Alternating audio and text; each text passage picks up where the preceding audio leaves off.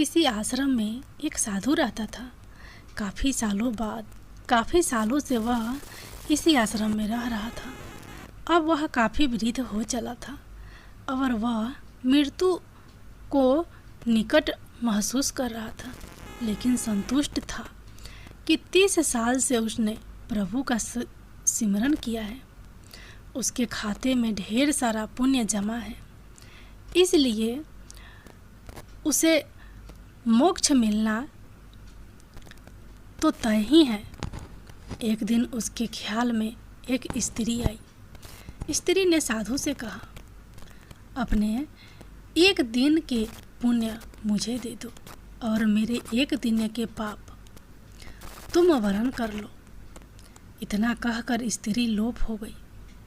साधु बहुत बेचैन हुआ कि इतने बरस तो स्त्री ख्याल में ना आई। अब जब अंत नज़दीक है तो स्त्री ख्याल में आने लगी। फिर उसने ख्याल झटक दिया और प्रभु सुमिरन में बैठ गया। स्त्री फिर से ख्याल में आई। उसने फिर से कहा कि एक दिन का पुण्य मुझे दे दो और मेरा एक दिन का पाप तुम वरण कर लो। इस बार साधु ने स्त्री को पहचानने की कोशिश की, लेकिन स्त्री का चेहरा बहुत धुंधला था। साधु से पहचाना नहीं गया। साधु अब चिंतित हो उठा कि एक दिन का पुण्य लेकर यह स्त्री क्या करेगी। हो ना हो ये स्त्री कष्ट में है, लेकिन गुरुजी ने कहा हुआ है कि आपके पुण्य ही आपकी असल पूंजी है। यह किसी को कभी मत दे बैठना। और इतने मुश्किल से पुण्यों की कमाई होती है, यह भी दे बैठे तो मोक्ष तो गया। हो ना हो ये मुझे मोक्ष से हटाने की कोई साजिश है। साधु ने अपने गुरु के आगे अपनी चिंता जाहिर की। गुरु ने साधु को डांटा, मेरी शिक्षा का कोई असर नहीं तुझ पर। पुण्य किसी को नहीं देने होते, यही आपकी असली कमाई है। साधु ने गुरुजी को सत्य वचन कहा और फिर से प्रभु सिमरन में बैठ गया। स्त्री फिर से ख्याल में आ गई। बोली, तुम्हारा गुरु अपूर्ण है, इसे ज्ञान ही नहीं है। तुम तो आसक्ति छोड़ने का दम भरते हो। बीबी बच्चे दिन दुनिया छोड़कर तुम इस अभिमान में हो कि तुमने आसक्ति छोड़ दी है।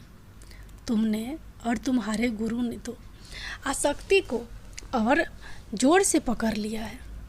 किसी ज़रूरतमंद की मदद तक का चरित्र नहीं रहा तुम्हारा।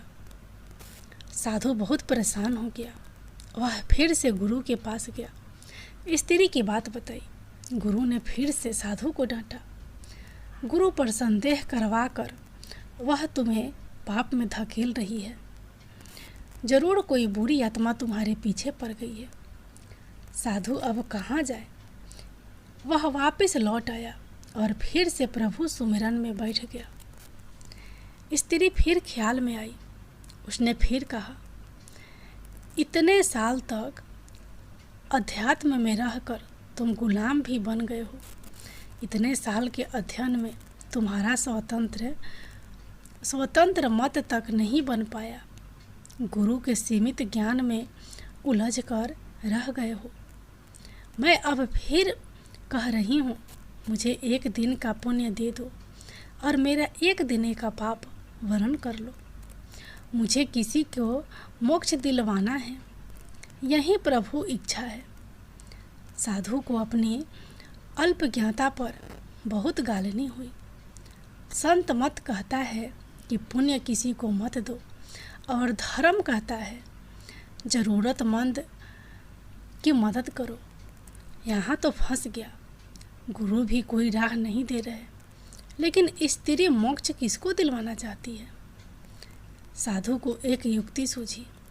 जब कोई राह ना दिखे तो प्रभु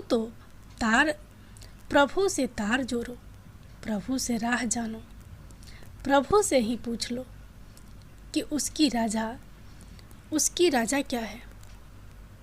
उसने प्रभु से उपाय पूछा। आकाशवाणी हुई। वाणी ने पूछा, पहले तो तुम ही बताओ कि तुम कौन से पुण्य पर इतरा रहे हो। साधु बोला, मैंने 30 साल प्रभु सुमिरन किया है। 30 साल में भिक्षा पर रहा हूँ। 30 साल में भिक्षा पर रहा हूँ। कुछ संचय नहीं किया। त्याग को ही जीवन माना है। पत्नी बच्चे तक सब त्याग दिया। वाणी ने कहा, तुमने 30 बरस कोई उपयोगी काम नहीं किया, कोई रचनात्मक काम नहीं किया। दूसरों का कमाया और बनाया हुआ खाया। राम राम, ओम नमः शिवाय, जय माता की जपने से पुण्य कैसे इकट्ठा होते हैं मुझे तो नहीं पता। तुम डॉलर रुपया जपते रहो तो क्या तुम्हारा बैंक खाता भर जाएगा? तुम्हारे खाते में शून्य पुण्य है। साधु बहुत हैरान हुआ, बहुत सदमे में आ गया, लेकिन हिम्मत करके उसने प्रभु से पूछा, फिर वह स्त्री पुण्य क्यों मांग रही है? प्रभु ने कहा, क्या तुम जानते हो वह स्त्री कौन है? साधु ने कहा, नहीं जानता, लेकिन जानना चाहता हूँ। प्रभु ने कहा, वह तुम्हारी धर्म पत्नी है। तुम जिसे पाप का संसार कह छोड़ आए थे, कुछ पता है वह क्या करती है? साधु की आंखें फटने लगी। उसने कहा, नहीं प्रभु, उसके बारे में मैं कुछ नहीं जानता। प्रभु ने कहा, तो सुनो, जब तुम घर से चुपचाप निकल आए थे, तब वह कई दिन तुम्हारे इंतजार में रोई। फिर एक दिन संचय खत्म हो गया और बच्चों की भूख ने उसे तुम्हारे गम पोंछ डालने के लिए विवश कर दिया।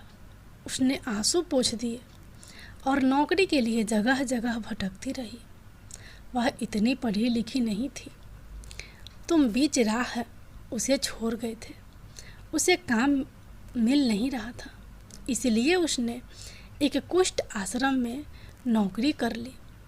वह हर रोज़ खुद को बीमारी से बचाती उन लोगों की सेवा करती रही जिन्हें लोग वहाँ त्याग जाते हैं।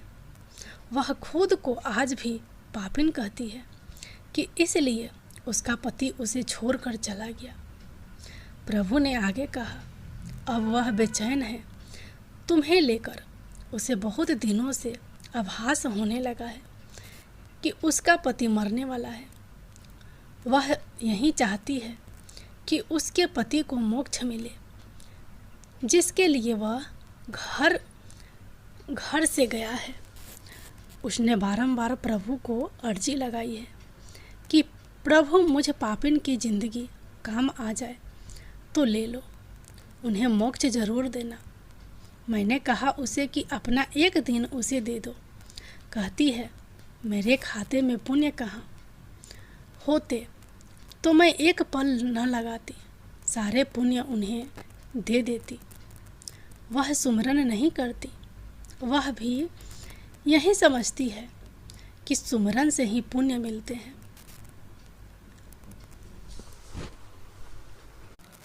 मैंने उसे नहीं बताया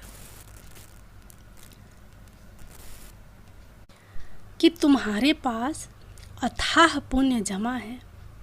पुण्य सुमिरन से नहीं आता। मैंने उसे कहा कि एक साधु है, उससे एक दिन के पुण्य मांग लो, अपने एक दिन के पाप देकर। उसने सवाल किया कि ऐसा कौन होगा जो पाप लेकर पुण्य दे देगा। मैंने उसे आश्वस्त किया कि साधु लोग ऐसे ही होते हैं। वह औरत अपने पुण्य तुम्हें दे रही थी और तुम ना जाने कौन से हिसाब किताब में पड़ गए। तुम तो साधु भी ठीक से नहीं बन पाए। तुमने कभी नहीं सोचा कि पत्नी और बच्चे कैसे होंगे, लेकिन पत्नी आज भी बेचैन है कि तुम लक्ष्य को प्राप्त हो। तुम्हारी पत्नी का कुष्ठ रोग है, वह खुद मृत्यु शैया पर है, लेकिन तुम्हारे लिए मोक्ष चाह रही है। तुम सिर्फ अपने मोक्ष के लिए 30 बरस से हिसाब किताब में पड़े हो। साधु के बदन पर पसीने की बूंदें बहने लगी, सांस तेज होने लगी। साधु हड़बड़ा कर उठ बैठा। उसके माथे पर पसीना बह रहा था। उसने बाहर झांक कर देखा। सुबह होने को थी। उसने जल्दी से अपना झोला बांधा और गुरुजी के सामने जा खड़ा हुआ। गुरुजी ने पूछा, आज इतने जल्दी भिक्षा पर? साधु बोला, घर जा रहा हूँ। गुरुजी बोले, अब घर क्या करने जा रहे हो? साधु बोला, धर्म सीखने। धर्म केवल वह नहीं है कि मंदिरों की घंटी बजाए, घंटों पूजा करे, मस्जिदों में जाकर नमाज पढ़े, गिरजाघरों में जाकर प्रार्थना करे, गुरु ग्रंथ साहब का पाठ करे। ये सब तो धर्म से जुड़ने व सीखने के केंद्र हैं। असली धर्म तो वह है कि किसी भूखे का खाना खिलाए, किसी अंधे को सड़क पार कराए, किसी ज़रूरतमंद की सहायता करे, किसी बीमार असहाय का इलाज कराए, किसी छात्र की पढ़ने में सहायता करे। यही असली धर्म है, यही असली पुण्य है। पूजा पाठ दिखावा करने से आपके पुण्य नहीं बढ़ेंगे। किसी की सच्ची मदद करेंगे तभी आपके वास्तविक पुण्य का खाता बढ़ेगा।